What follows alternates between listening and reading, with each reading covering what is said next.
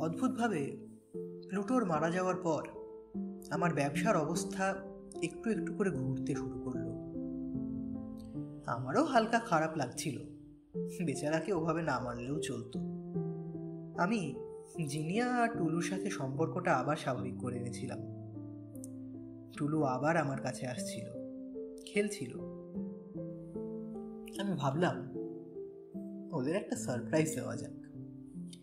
Candle light ডিনারের plan করলাম, সুন্দর করে সব সাজালাম, রান্না করলাম নিজের হাতে।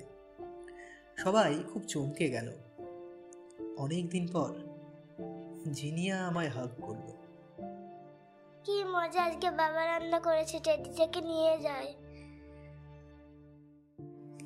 টুলু আস্তে আস্তে, আমি বরং সার্ভ করতে লাগি। বেশ, তাই করো, ও এলে খেতে শুরু করবো।